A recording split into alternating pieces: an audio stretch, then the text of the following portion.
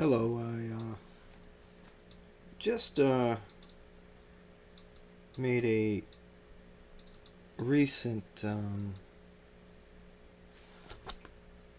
revisitation, I guess you could call it, of Huxley's Brave New World Revisited, and reminded myself this was written in 1958, and thought about the many issues that are going on today. Um, I don't mean to push the relevance factor, but wow. I think a lot of these things that people were concerned with during this period and shortly in the early 60s, which was waking people up to a lot of things, um, they were very much serious concerns, and how we would forget about these things could, I guess, only be described as something that fell through the memory hole. Uh, a general generation um,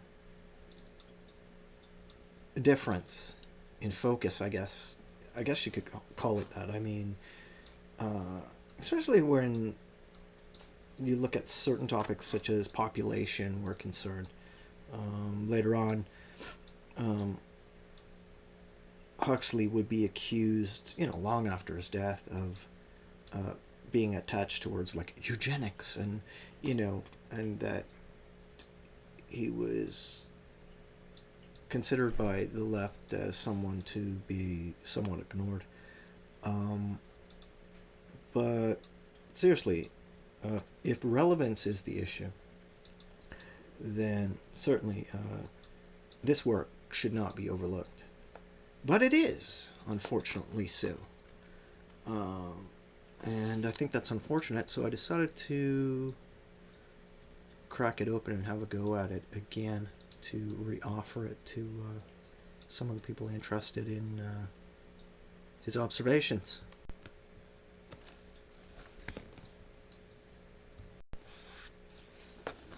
Right?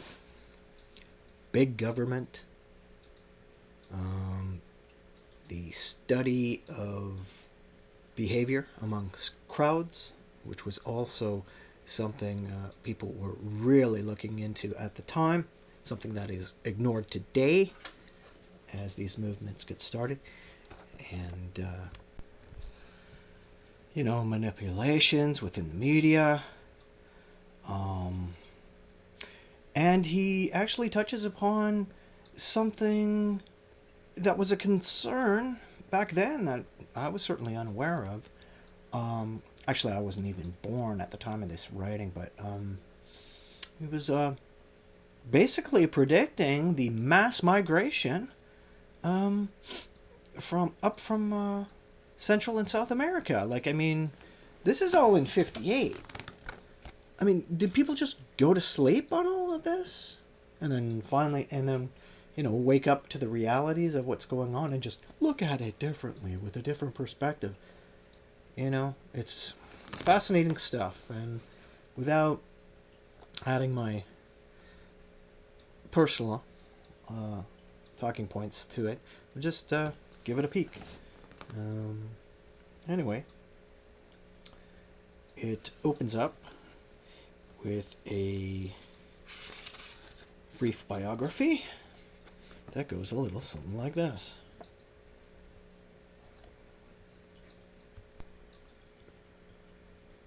Aldous Huxley was born on the 26th of July, 1894, near Godalming, Surrey. He began writing poetry and short stories in his early 20s, but it was his first novel, Chrome Yellow, 1929, which established his literary reputation. This was swiftly followed by Antic Hay, 1923, Those Barren Leaves, 1925, and Point Counterpoint, 1928.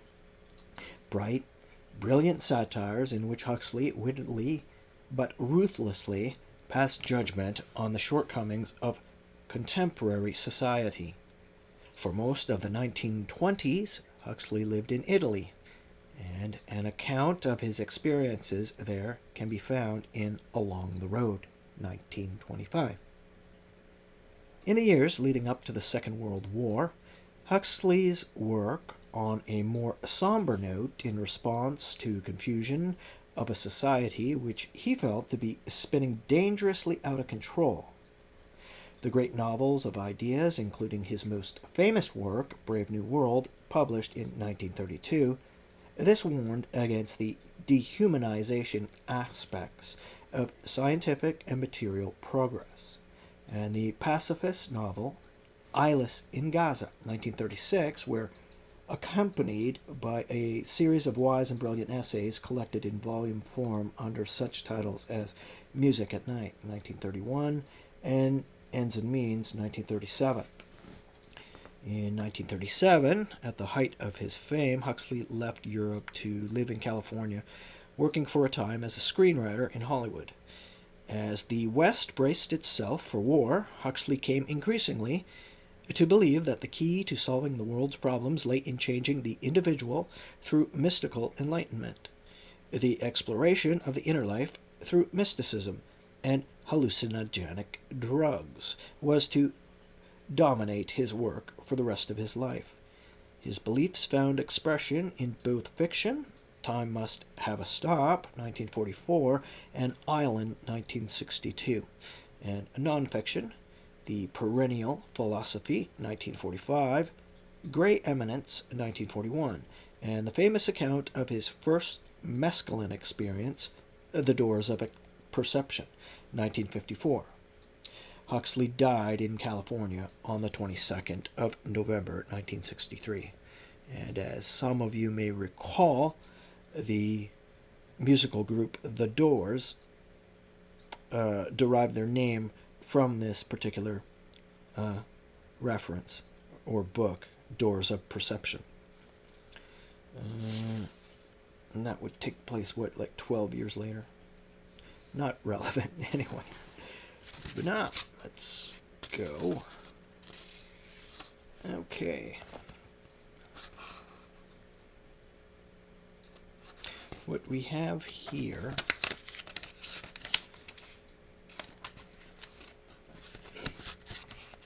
it's labeled in the context page as introduction, but it just simply starts out with the title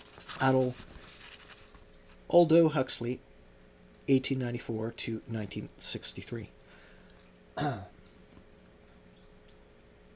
On the 26th of July, 1894, near Godalming in Surrey, Aldous Leonard Huxley was born into a family which had only recently become synonymous with the intellectual aristocracy. Huxley's grandfather, Thomas Henry Huxley, had earned notoriety as Darwin's bulldog and fame as a popularizer of science, just as his own probing and controversial works were destined to outrage and exhilarate readers and non-readers alike in the following century. Although Huxley's mother was a niece of the poet and essayist Matthew Arnold, and he was a nephew of the redoubtable Mrs. Humphrey Ward, doyenne of late Victorian novelists. This inheritance, combining the scientific and the literary in a blend which was to become characteristic of his vision as a writer, was both a source of great pride and a burden to Huxley in his formative years. Much was expected of him. 3 traumatic events left their mark on young Huxley. In 1908, his mother died of cancer, and this led to the effective breakup of the family home. 2 years later, while a schoolboy at Eton, Huxley contracted an eye infection, which made him almost completely blind for a time and severely impaired his vision for the rest of his life. The suicide of his brother, Trevinan, in August 1914, robbed Huxley of the person to whom he felt closest. Over 20 years later, in Eyeless in Gaza, 1936, Huxley's treatment of the death of the main character's mother and his embodiment of Trev in the novel as the vulnerable Brian Fox give some indication of the indelible pain which these tragic occurrences left in their wake. To a considerable degree, they account for the darkness, pungency, and cynicism which feature so prominently in Huxley's work throughout the interwar period. Footnote. Personal footnote. Perhaps. Moving on. Within months of achieving a first in English language and literature at Balliol College, Oxford, in 1916, Huxley published The Burning Wheel, Huxley's first collection of verse, and the three which followed it, Jonah, 1917, The Defeat of Youth, 1918, and Leda, 1920, reveal his indebtedness to French symbolism and fin de Cécile, whatever, spelled F-I-N-D-E-S-I-E-C-L-E.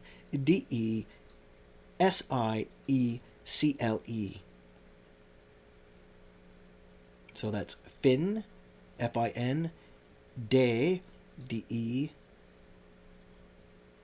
Sequel? I don't know. S-I-E-C-L-E.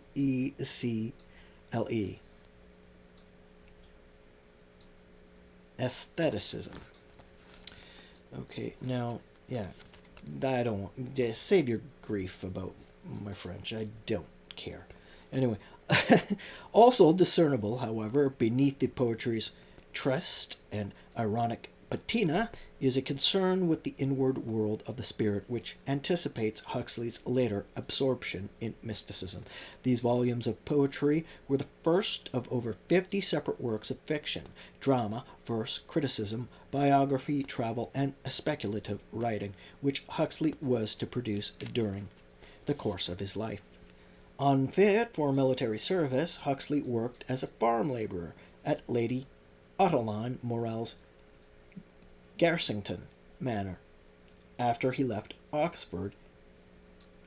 Here he met not only D.H. Lawrence, Bertrand Russell, Clive Bell, Mark Gertler, and other Bloomsbury figures, but also a Belgian refugee, Maria Nys, whom he married in 1919. By then, Huxley was working for the Athenaeum magazine under the adroit editorship of Middleton Murray. Soon after, he became the first British editor of House and Garden, worked for Vogue, and contributed musical criticism to the Weekly Westminster Gazette in the early 1920s. Limbo, 1920, a collection of short stories, preceded the appearance of Chrome Yellow in 1921, the novel with which Huxley first made his name as a writer. Inspired by, among others, Thomas Love Peacock, Norman Douglas, and Anatole France, Huxley's first novel incorporated many incidents from his sojourn at Garsington, as well as mischievous portraits of its chatelaine and his fellow guests. More blatantly still, Chrome Yellow is an iconoclastic tilt at the Victorian and Edwardian Moors, which had resulted in the First World War and its terrible aftermath. For all its comic bravura, which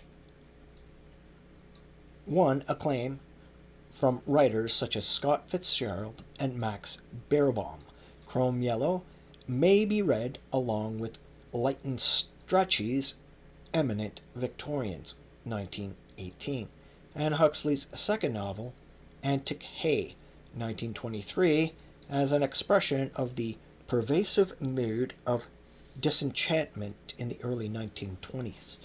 Huxley told his father that Antic Hay was written by a member of what I may call the war generation for others of his kind. He went on to say that it was intended to reflect the life and opinions of an age which has seen the violent disruption of almost all the standards, conventions, and values current in the previous epoch. Even as a schoolboy, Huxley had been an avid browser among the volumes of the Encyclopedia Britannica, and it did not take long for him to acquire a reputation for arcane eclecticism. Moreover, as his prestige as a debunker and an emancipator grew, so Huxley was condemned more roundly by critics of the so Huxley was condemned more roundly by critics of the old guard, such as James Douglas of the Daily Express, who denounced the explicit discussion of sex and free thought in his fiction. Antic Hay was burned in Cairo, and in the ensuing years many of Huxley's books were censored or banned at one time or another. Conversely, it was the openness, wit, effortless learning, and apparent insouciance of Huxley's early work which proved such an appetizing concoction for novelists as diverse as Evelyn Waugh, William Faulkner, Anthony Powell, and Barbara Pym. Angus Wilson called Huxley the god of my adolescence. From 1923 onwards, Huxley lived abroad more or less permanently, first near Florence, and then between 1930 and 1937 at Seigneury on the Côte d'Azur. In Along the Road, 1925, subtitled Notes and Essays of a Tourist, Huxley offered a lively and engaging account of the places and works of art he had taken in since his arrival in Italy, and both the title story of his third collection of tales, Little Mexican, 1924, and his third novel, Those Barren Leaves, 1925, are set in that country. According to Huxley, the theme of Those Barren Leaves is the undercutting of everything by a sort of despairing skepticism, and then the undercutting of that by mysticism. For W.B. Yeats, Those Barren Leaves heralded the return of philosophy to the English novel, but it was with his fourth novel, Point Counterpoint, 1928, that Huxley cemented his reputation with the reading public as a thought-provoking writer of fiction. Point Counterpoint is Huxley's first true novel of ideas, the type of fiction with which he has become most closely identified. He once explained that his aim as a novelist was to arrive, technically, at a perfect fusion of the novel and the essay, arguing that the novel should be like a hold-all bursting with opinion and arresting ideas. This privileging of content over form was one of the many things he had in common with H.G. Wells. It was anathema to the likes of Virginia Woolf.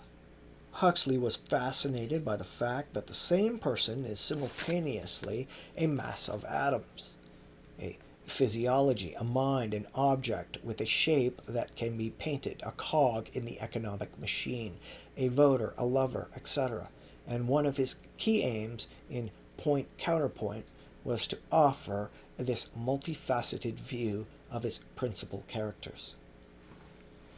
Huxley's more somber mood in the late 1920s was epitomized by Proper Studies, 1927, the most important of the 4 volumes of essays he published during the decade, and the one in which he first set himself unequivocally against what he regarded as the vulgarity and perversity of mass civilization. Between September 1925 and June 1926, Huxley had traveled via India to the United States, and it was this visit to America which made him so pessimistic about the cultural future of Europe. He recounted his experiences in Jesting Palette, 1926. The thing which is happening in America is a revaluation of values, Huxley wrote, a radical alteration, for the worse, of established standards, and it was Soon after visiting the United States, that Huxley conceived the idea of writing a satire on what he had encountered. Brave New World, 1932. May be read as Huxley's contribution to the widespread fear of Americanization, which had been current in Europe since the mid-19th century. But this humorous, disturbing, and curiously ambivalent novel offers much more than straightforward travesty. Similarly, although Brave New World has become, with Orwell's 1984, one of the twin pillars of the anti-utopian tradition in literature, and a byword for all that is most repellent and nightmarish in the world to come, it was written with Huxley's gaze very much on the crisis-torn present of Britain in 1931. When placed alongside Brief Candles, 1930, a well-received collection of short stories, Music at Night, 1931, a typically energetic and wide-ranging volume of essays and text and pretext, 1932, a verse anthology with commentaries designed to show that even in the highly charged political atmosphere of the early 1930s, they also serve who only bother their heads about art. Huxley's polygonal appeal as a novelist, thinker, and pundit is brought home. In 1934, he published Beyond the Mexique Bay, an account of his travels in the Caribbean and Central America, and in 1936, Islas in Gaza. Stimulated by his conversion to pacifism in November 1935, Huxley's sixth novel imbricates the fears, foibles, prejudices, and dissensions of the age with a fictionalization of his own history. A commitment to questions which are essentially religious rather than political or philosophical is evident in Huxley's work for the first time. When Huxley left Europe for the United States in April 1937, he was at the height of his fame as a novelist and a Peace Pledge Union's leading celebrity.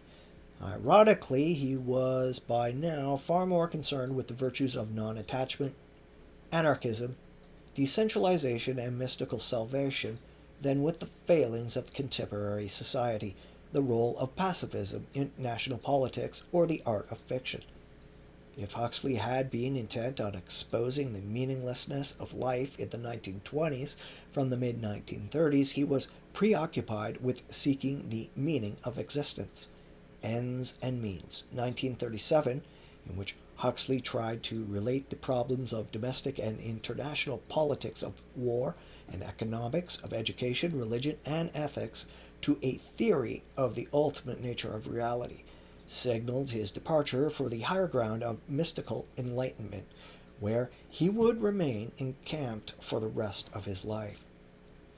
It was to lecture on the issues which dominate Ends and Means that Huxley and his friend and guru Gerald Heard had traveled to the United States. Huxley had every intention of returning to Europe, but his wife's need to live in a hot, dry climate on health grounds and the lucrative prospect of writing for the movies contrived to keep the Huxleys in America until it was too unsafe to return. Huxley's reaction to Hollywood and its cult of youth finds mordant expression in After Many a Summer, 1939, the story of a Citizen Kane-like character's life of grandiose illusion. The materialist excesses of Joe Stoit are counterpointed by the aesthetic convictions of Proctor, a modern-day anchorite modeled on Heard. Huxley and Hollywood were not compatible, and his failure to write a popular play in the interwar years was mirrored by his largely unsuccessful efforts to write for the movies. Walt Disney's widely reported rejection of Huxley's synopsis of Alice in Wonderland on the grounds that he could only understand every third word was symptomatic of Huxley's problem. His natural bent was for the leisurely and elusive development of an idea. Above all else, the movie moguls demanded pacey dialogue. His disenchantment with the world of film studios is evident in the opening pages of Ape and Essence, 1948. Huxley's ghastly and graphic projection of Los Angeles as a ruinous, sprawling ossuary in the aftermath of the atomic Third World War. While the threat of global nuclear conflict has receded for the present, not anymore. Huxley's discussion of the rapid deforestation, pollution, and other acts of ecological imbecility which preceded the self-inflicted apocalypse he describes in the novel is still chillingly topical. Huxley spent most of the war years in a small house in Llano in the Mojave Desert in Southern California. In 1926, he had dismissed meditation as the doze's first cousin, but it was a life of quietistic contemplation that Huxley now devoted himself. This phase of his career resulted in the excellent Grey Eminence, 1941, a biography of Father Joseph, advisor to Cardinal Richelieu. Time Must Have a Stop, 1944, a novel set in Florence in 1929, in which, to borrow Huxley's words, a piece of the Comédie Humaine modulates into a version of the Divina Commedia and the Perennial Philosophy, 1945, a profoundly influential anthology of excerpts and commentaries illustrating what Huxley called the highest common factor of all the higher religions. He went on to say with typical humor and humility, the greatest merit of the book is that about 40% of it is not by me, but by a lot of saints, many of whom were also men of genius. The Devils of Loudun, a compelling psychological study of sexual hysteria in 17th century France, which was subsequently turned into a successful film, appeared in 1952. In the same way that Huxley's astringent social satires caught the mood of the 1920s, so, in the years following the Second World War and the enormity of the Jewish Holocaust, his personal concern with spiritual and ethical matters and his consternation at the accelerating arms race reflected both the tone and unease of the zeitgeist. Huxley also acquired new readers through his support of the marginal and unconventional, and his detractors, hitherto, exercised by what they saw as his immorality or preachiness, began to pour scorn on his alleged faddism.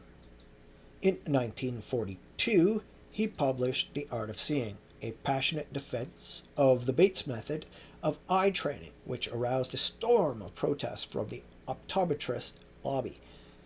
Even more outrageous for many was his suggestion in The Doors of Perception, 1954, and its sequel, Heaven and Hell, 1956, that mescaline and lysergic acid were drugs of unique distinction, which should be exploited for the supernaturally brilliant visionary experiences they offered to those with open minds and sound livers.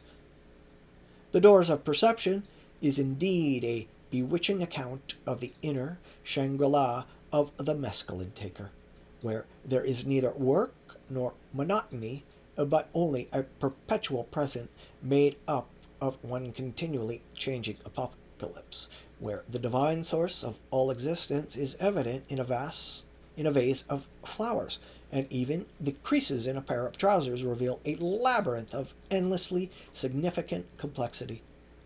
Not surprisingly, The Doors of Perception became a set text for the Beat Generation and the psychedelic 60s, the Doors naming their band after the book, which also earned Huxley a place on the sleeve of the Beatles' Sgt. Pepper album.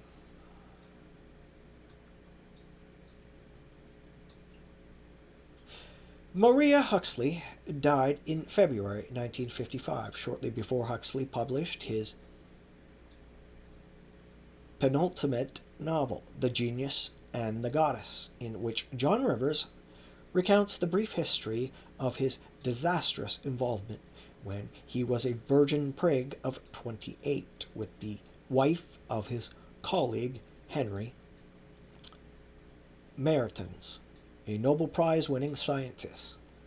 Not for the first time, Huxley's theme is the havoc which ensues when a man with an idealistic misconception of life, born of a cloistered and emotionally deprived upbringing, experiences the full sensual impact of human passion.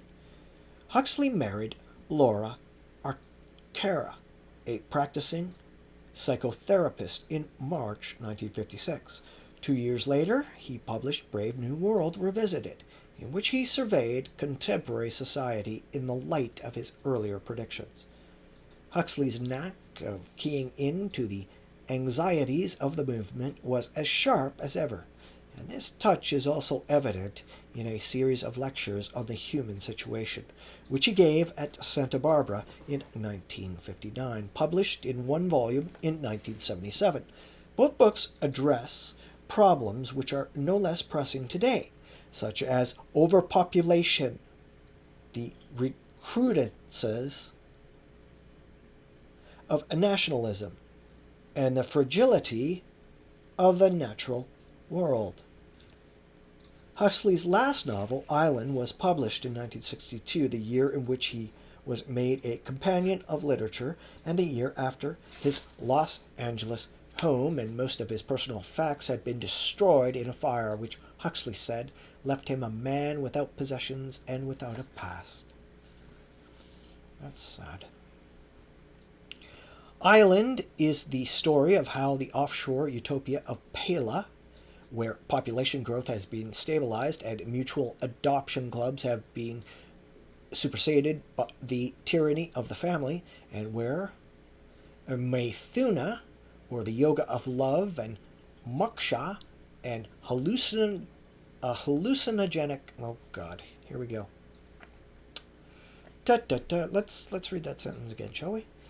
Island is the story of how the offshore utopia of Pela, where population growth has been stabilized and mutual adoption clubs have superseded the tyranny of the family, and where Maithuna, or the yoga of love, and moksha, and hallucinogenic toadstool ensure that the Palanese have little reason to feel disgruntled, falls victim to the age-old menaces of material progress and territorial expansionism.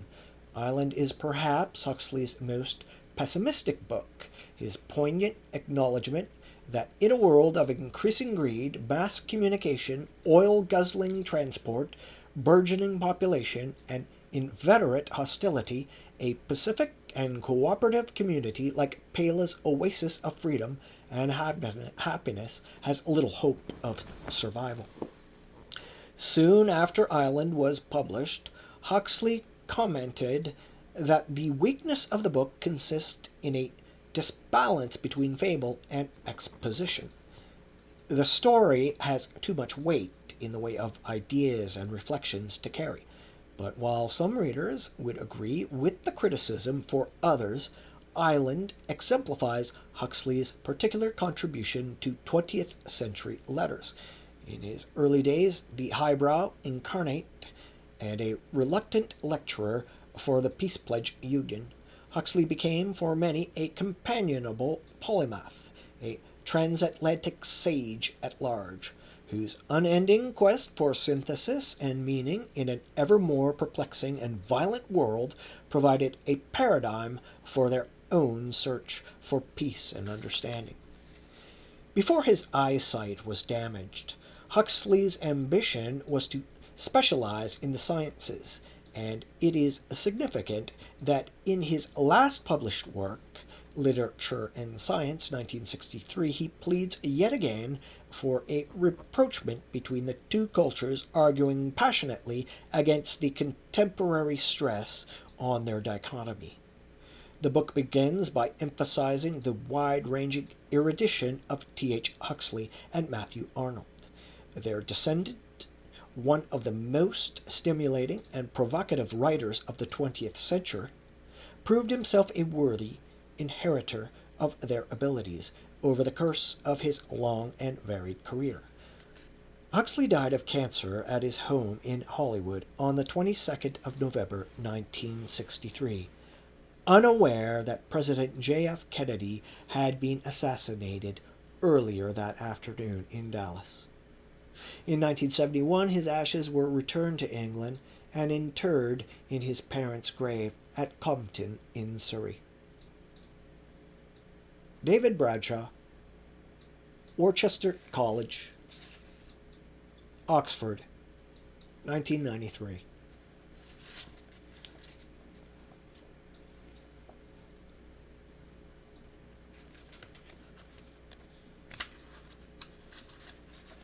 Foreword. The soul of wit may become the very body of untruth. However elegant and memorable, brevity can never, in the nature of things, do justice to all the facts of a complex situation. On such a theme one can be brief only by omission and simplification. Omission and simplification help us to understand, but help us, in many cases, to understand the wrong thing, for our comprehension may be only of the abbreviator's neatly formulated notations, not of the vast, ramifying reality from which these notions have been so arbitrarily abstracted. Personal footnote, I'd just like to offer that opening paragraph out to someone that basically was making the suggestion that my comments should exercise a little brevity. Brevity, my friend. I get it, but brevity in reaching a wider audience, I get it, but brevity not so much in making your points known. Anyway, but life is short and information endless. Nobody has time for everything. In practice, we are generally forced to choose between an unduly brief exposition and no exposition at all. Abbreviation is a necessary evil, and the abbreviator's business is to make the best of a job which, though intrinsically bad, is still better than nothing. He must learn to simplify, but not to the point of falsification.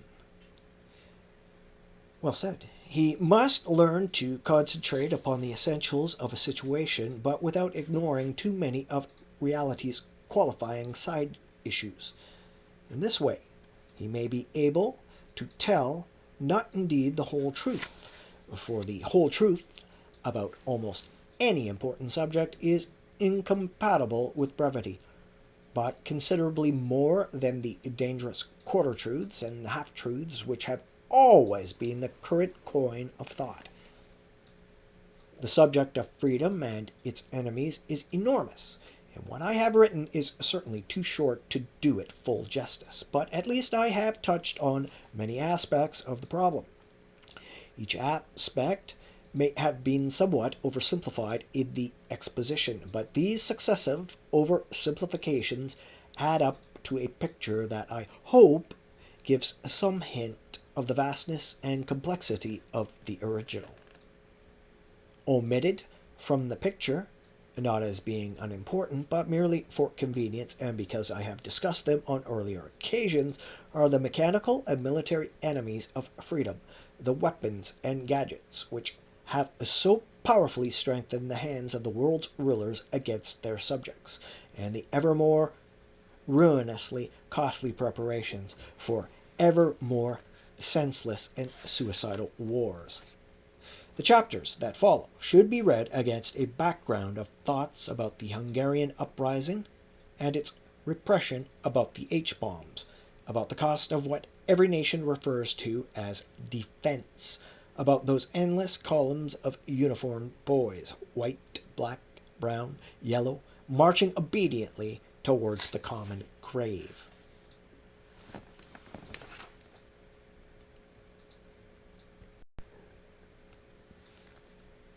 Personal footnote, just as a reminder, this is written in 1958. Back to it. Chapter 1. Overpopulation. In 1931, when Brave New World was being written, I was convinced that there was still plenty of time. The completely organized society, the scientific case system, the abolition of free will by methodical conditioning, the servitude made acceptable by regular doses of chemically induced happiness, the orthodoxies drummed in by nightly courses of sleep teaching, these things were coming all right, but not in my time, not even in the time of my grandchildren. I forget the exact date of the events recorded in Brave New World, but it was somewhere in the 6th or 7th century, AF, after Ford. We, who were living in the second quarter of the 20th century AD, were the inhabitants, admittedly, of a gruesome kind of universe, but the nightmare of those Depression years was radically different from the nightmare of the future, described in Brave New World. Ours was a nightmare of too little order, theirs in the 17th century AF, of too much. In the process of passing from one extreme to the other, there would be a long interval. So I imagined, during the more fortunate third of the human race would make the best of both worlds. The disorderly world of liberalism and the much too orderly Brave New World were perfectly efficiency, left no room for freedom or personal initiative.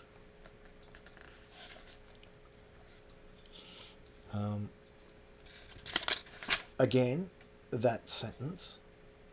In the process of passing from one extreme to the other, there would be a long interval, so I imagine, during which the more fortunate third of the human race would make the best of both worlds, the disorderly world of liberalism and the much too orderly Brave New World, where perfect efficiency left no room for freedom or personal initiative. 27 years later, in this third quarter of the 20th century AD, and long before the end of the first century AF, I feel a good deal less optimistic than I did when I was writing Brave New World. The prophecies made in 1931 are coming true much sooner than I thought they would. The blessed interval between too little order and the nightmare of too much has not begun, and shows no sign of beginning. In the West, it is true, individual men and women still enjoy a large measure of freedom, but even in those countries that have a tradition of democratic government, this freedom, and even the desire for the freedom, seems to be on the wane. In the rest of the world, freedom for individuals has already gone, or is manifestly about to go. The nightmare of total organization, which I had situated in the 7th century after Ford, was emerged from the safe, remote future and is now awaiting us, just around the next corner. Yep, it's here. George Orwell's 1984 was a magnified projection into the future of a present that contained Stalinism and an immediate past that had witnessed the flowering of Nazism. Brave New World was written before the rise of Hitler to supreme power in Germany, and when the Russian tyrant had not yet got into his stride. In 1931, systematic terrorism was not the obsessive contemporary fact which it had become in 1948, and the future dictatorship of my imaginary world was a good deal less brutal than the future dictatorship so brilliantly portrayed by Orwell. In the context of 1948, 1984 seemed dreadfully convincing, but tyrants, after all, are mortal and circumstances change. Recent developments in Russia and recent advances in science and technology have robbed Orwell's book of some of its gruesome verisimilitude. A nuclear war will, of course, make nonsense of everybody's predictions. But assuming for the moment that the great powers can somehow refrain from destroying us, we can say that it now looks as though the odds were more in favor of something like Brave New World than of something like 1984. In the light of what we have recently learned about animal behavior in general, and human behavior in particular, it has become clear that control through the punishment of undesirable behavior is less effective in the long run than control over the reinforcement of desirable behavior by rewards, and that government through errors works on the whole less well than government through the nonviolent manipulation of the environment and of the thoughts and feelings of the individual men, women, and children. Punishment temporarily puts stop to undesirable behavior, but does not permanently reduce the victim's tendency to indulge in it. Moreover, the psychophysical byproducts of punishment may be just as undesirable as the behavior for which the individual has been punished. Psychotherapy is largely concerned with the debilitating or antisocial consequences of past punishments. The society described in 1984 is a society controlled almost exclusively by punishment and the fear of punishment. In the imaginary world of my own fables, punishment is infrequent and generally mild. The nearly perfect control exercised by the government is achieved by systematic reinforcement of desirable behavior by many kinds of nearly non-violent manipulation, both physical and psychological, and by genetic standardization. Babies in bottles and the centralized control of reproduction are not perhaps impossible, but it is quite clear that for a long time to come we shall remain a viviparous species breeding at random. For practical purposes, genetic standardization may be ruled out. Societies will continue to be controlled post-natally by punishment as in the past, and to an ever-increasing extent by the more effective methods of reward and scientific manipulation. In Russia, the old-fashioned 1984-style dictatorship of Stalin has begun to give way to a more up-to-date form of tyranny. In the upper levels of the Soviet's hierarchical society, the reinforcement of desirable behavior has begun to replace the older methods of control through the punishment of undesirable behavior. Engineers and scientists, teachers, and administrators are handsomely paid for good work and so moderately taxed that they are under constant incentive to do better and so be more highly rewarded. In certain areas, they are at liberty to think and do more or less what they like. Punishment awaits them only when they stray beyond their prescribed limits into the realms of ideology and politics. It is because they have been granted a measure of professional freedom that Russia teachers, scientists, and technicians have achieved such remarkable successes. Those who live near the base of the Soviet pyramid enjoy none of the privileges accorded to the lucky or especially gifted minority. Their wages are meager, and they pay, in the form of high prices, a disproportionately large share of the taxes. The area in which they can do as they please is extremely restricted, and the rulers control them more by punishment and the threat of punishment than through non-violent manipulation or the reinforcement of desirable behavior by reward. The Soviet system combines elements of 1984 with elements that are prophetic of what went on among the higher castes in Brave New World. Meanwhile, impersonal forces over which we have almost no control seem to be pushing us all in the direction of the Brave New World. The Brave New Worldian nightmare. And this impersonal pushing is being consciously accelerated by representatives of commercial and political organizations who have developed a number of new techniques for manipulating, in the interest of some minority, the thoughts and feelings of the masses. The techniques of manipulation will be discussed in later chapters.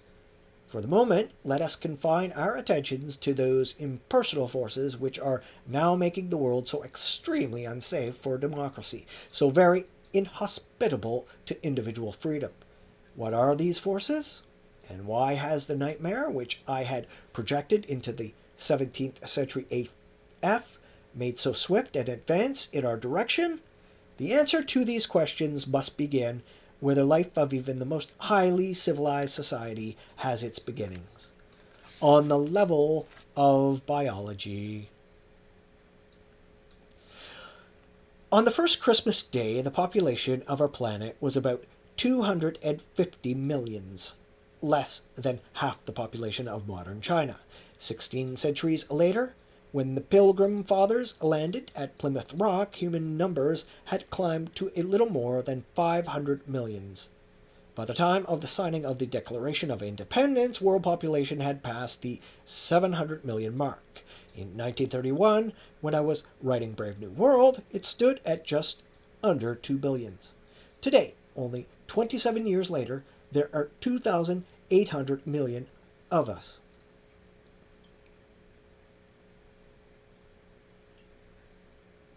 And tomorrow, what?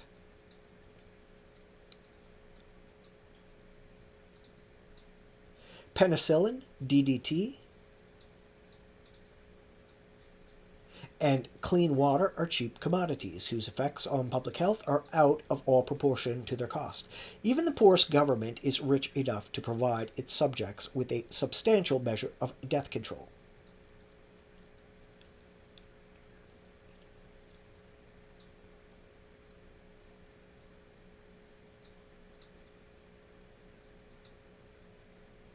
I mean, this figure, like, think of this figure. There are 2,800 million of us. Big deal. I mean, what would he say to the approach of 8 billion today? Like, wow. Anyway, back to it. Penicillin, DDT, and clean water are cheap commodities whose effects on public health are out of all proportion to their cost. Even the poorest government is rich enough to provide its subjects with a substantial measure of death control. Birth control is a very different matter.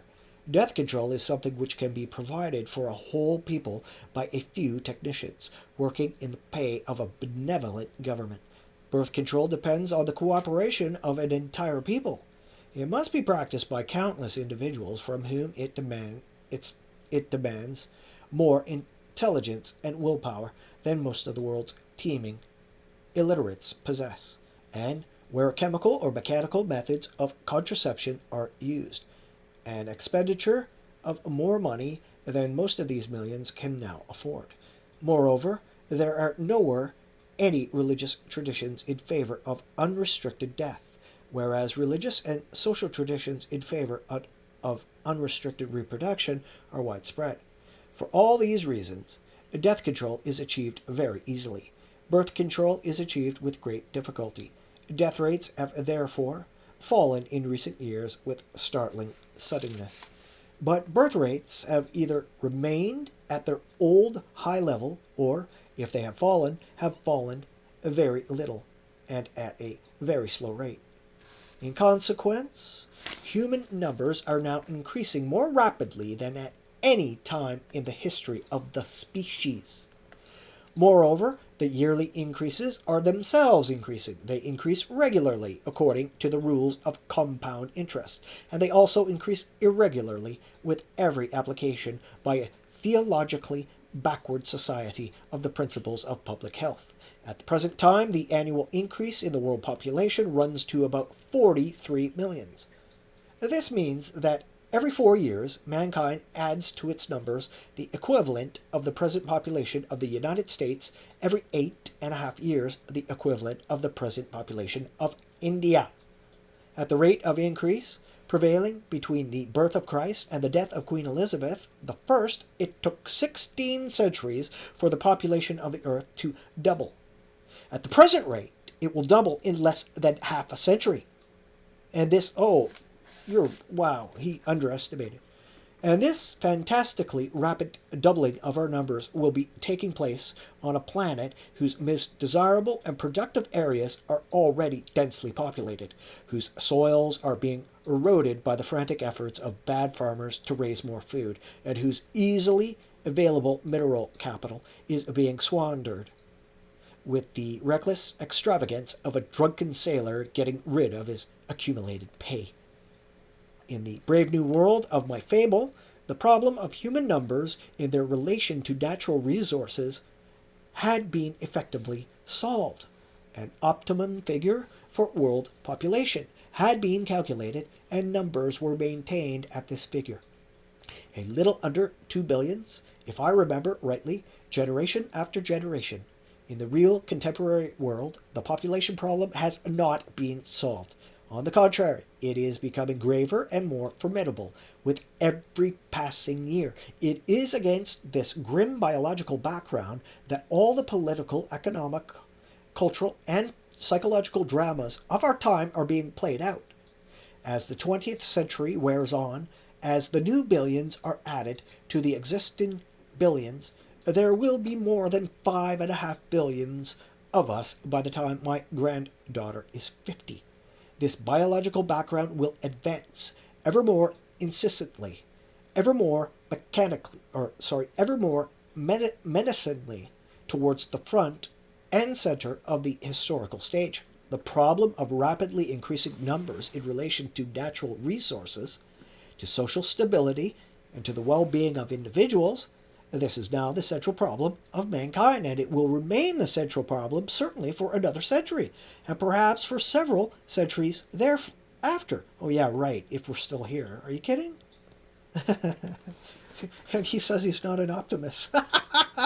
A new age is supposed to have begun on October 4th, 1957, but actually, in the present context, all our exuberant post-Sputnik talk is irrelevant and even nonsensical. So far as the masses of mankind are concerned, the coming time will not be the space age. It will be the age of overpopulation. We can parody the words of the old song and ask, will the space that you're so rich in light a fire in the kitchen, or the little god of space turn and spit, spit, spit?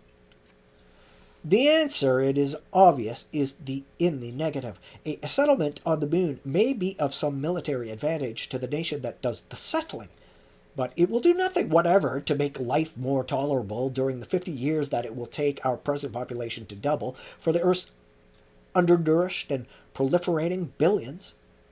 And even if, at some future date, emigration to Mars should become feasible, even if any considerable number of men and women were desperate enough to choose a new life, under conditions comparable to those prevailing on a mountain twice as high as Mount Everest, what difference would that make? In the course of the last 4 centuries, quite a number of people sailed from the old world to the new, but neither their departure nor the returning flow of food and raw materials could solve the problems of the old world. Similarly, the shipping of a few surplus humans to Mars at a cost for transportation and development of several $1,000,000 a head will do nothing to solve the problem of mounting population pressures on our own planet. Unsolved, that problem will render insoluble all our other problems. Worse still, it will create conditions in which individual freedom and the social decencies of the democratic way of life will become impossible, almost unthinkable. Not all dictatorships arise the same way. There are many roads to brave new world, but perhaps the straightest and the broadest of them is the road we are traveling today, the road that leads through gigantic numbers and accelerating increases. Let us briefly review the reasons for this.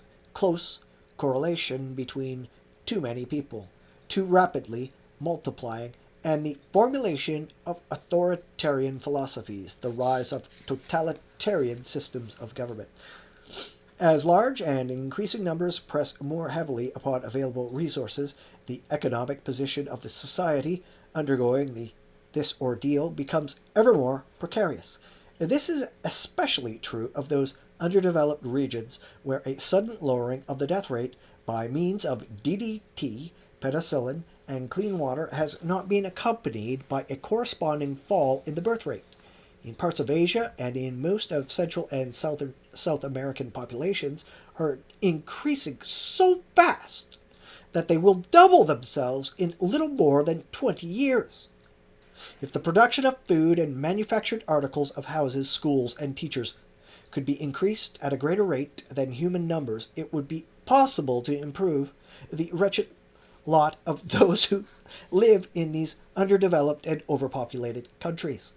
But unfortunately, these countries lack not merely agricultural machinery and an industrial plant capable of turning out this machinery, but also the capital required to create such a plant. Capital is what is left over after the primary needs of a population have been satisfied. But the primary needs of most of the people in underdeveloped countries are never fully satisfied. At the end of each year, almost nothing is left over, and there is almost no capital available for creating the industrial and agricultural plants by means of which the people's needs might be satisfied. Moreover, there is in all these underdeveloped countries a serious shortage of the trained manpower, without which a modern industrial and agricultural plant cannot be operated. The present educational facilities are inadequate. So are the resources, financial and cultural, for improving the existing facilities as fast as the situation demands. Meanwhile, the population of some of these underdeveloped countries is increasing at the rate of 3% per annum. Their tragic situation is discussed in an important book published in 1957, The Next 100 Years, by Professors Harrison Brown, James Bonner, and John Ware of the California Institute of Technology. How is mankind coping with the problem of rapidly increasing numbers? Not very successfully. The evidence suggests rather strongly that in most underdeveloped countries, the lot of the average individual has worsened appreciably in the last half century. People have become more poorly fed. There are fewer available goods per person, and practically every attempt to improve the situation has been nullified by the relentless pressure of continuing population growth. Whenever the economic life of a nation becomes precarious, the central government is forced to assume additional responsibilities for the general welfare. It must work out elaborate plans for dealing with a critical situation. It must impose ever greater restrictions upon the activities of its subjects. And if, as is very likely, worsening economic conditions result in political unrest or open rebellion, the central government must intervene to preserve public order and its own authority. More and more power is thus concentrated in the hands of the executives and their bureaucratic managers. But the nature of power is such that even those who have not sought it, but have had it forced upon them, tend to acquire a taste for more. Lead us not into temptation, we pray, and with good reason, for when human beings are tempted too enticingly, or too long, they generally yield. A democratic constitution is a device for preventing the local rulers from yielding to those particularly dangerous temptations that arise when too much power is concentrated in too few hands. Such a constitution works pretty well where, as in Britain or the United States, there is a traditional respect for constitutional procedures. Oh, those days. Oh, how we miss them. Where the republican or limited monarchical tradition is weak, the best constitutions will not prevent ambitious politicians from succumbing with glee and gusto to the temptation of power. And in any country where numbers have begun to press heavily upon available resources, these temptations cannot fail to arise. Overpopulation leads to economic insecurity and social unrest. Unrest and insecurity lead to more control by central governments and an increase of their power. In the absence of a constitutional tradition, this increased power will probably be exercised in a dictatorial fashion. Hello. Even if communism had never been invented, this would be likely to happen. But communism has been invented. Given this fact, the probability of overpopulation leading through unrest to dictatorship becomes a virtual certainty. It is a pretty safe bet that 20 years from now, all the world's overpopulated and underdeveloped countries will be under some form of totalitarian rule, probably by the Communist Party. Well, personal footnote. I think because it was predicted highly, within the public discourse, they had to create the illusion that it was, well, not the illusion, but make distinctions so that the new ruling manipulations could be called something else, and that's basically what we're seeing today. How will this development affect the overpopulated but highly industrialized and still democratic countries of Europe? If the newly formed dictatorships were hostile to them, and if the normal flow of raw materials from the underdeveloped countries were deliberately interpreted or interrupted, the nations of the West would find themselves in a very bad way indeed. Their industrial system would break down, and the highly developed technology which up till now has permitted them to sustain a population much greater than that which could be supported by locally available resources, would no longer protect them against the consequences of having too many people in too small a territory. If this should happen, the enormous powers forced by unfavorable conditions upon central governments may come to be used in the spirit of totalitarian dictatorship. The United States is not at present an overpopulated country. If, however, the population continues to increase at the present rate, which is higher than that of India's increase, though happily a good deal lower than the rate now current in Mexico or Guatemala, the problem of numbers in relation to available resources might well become troublesome by the beginning of the 21st century. Again, it's important to remind the listener that this was written in 1958. Can you believe it? Anyway, back to it. For the moment, overpopulation is not a direct threat to the personal freedom of Americans. Yeah. It remains, however, an indirect threat, a menace at one remove. If overpopulation should drive the underdeveloped countries into totalitarianism, and if these new dictatorships should ally themselves with Russia, then the military position of the United States would become less secure, and the preparations for defense and retaliation would have to be intensified. No, intensified? Instead, what's going on is the big bluff. That's being pulled. Oh, we've got it covered. Just let them try and mess with us. And no, those days are gone, America. No one's got your back. You don't even get your back. Anyway, but liberty, as we all know, cannot flourish in a country that is permanently on a war footing, or even a near war footing. Permanent crisis justifies permanent control of everybody and everything by the agencies of the central government. And permanent crisis is what we have to expect in a world in which overpopulation is producing a state of things in which dictatorship under communist auspices becomes almost inevitable. And that ends the first chapter on overpopulation. Yeah, I'm glad he mentioned in the opening, / introduction, the aspect of brevity, where he's saying, the dangers of brevity he touches upon. And it's good because, this particular section itself, just the first section, could make up this whole book, right? But he's trying to touch upon many aspects at once. So that's the first of them, overpopulation. And, you know, it's pretty juicy stuff. I'll tell you, he's just getting warmed up there. But I don't know if any of you have tuned in to be entertained. This is certainly not the read for it.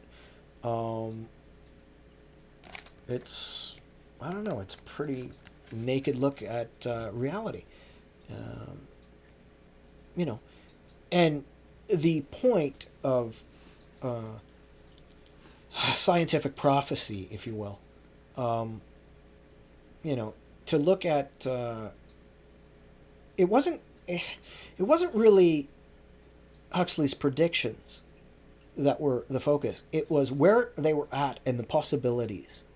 And as we fast forward, right? Uh, you know, oh my God, 60 some odd years later, yeah, that you know, not only were his predictions frightening, but he was a little bit more optimistic when concerned with population expansion. Oh my God, it's worse. It's worse than he imagined. And some of the problems that he imagined were coming have definitely come true. Like, but they're not being addressed. It's so weird that the most pressing issues are the ones not addressed. And the kickback on them seems to be some sort of an emotional intoxication, intoxication. You know what I mean? It's sort of like instead of addressing the issues politically, they're looking at them on emotional grounds. Everything becomes a social or humanitarian issue. You know what I mean? So, I don't know, his predictions are like spot on. And that thing with Central America and South America, that's amazing. You know? And he underestimated the population expansion of that particular group as well. And, oh man, if he were alive today to see, I would, you know, not just to see his emotional reaction, but to, which he was probably not accustomed to, but more, you know, some more commentary as to the present day situation. That would be good stuff. Anyway, that's the first chapter.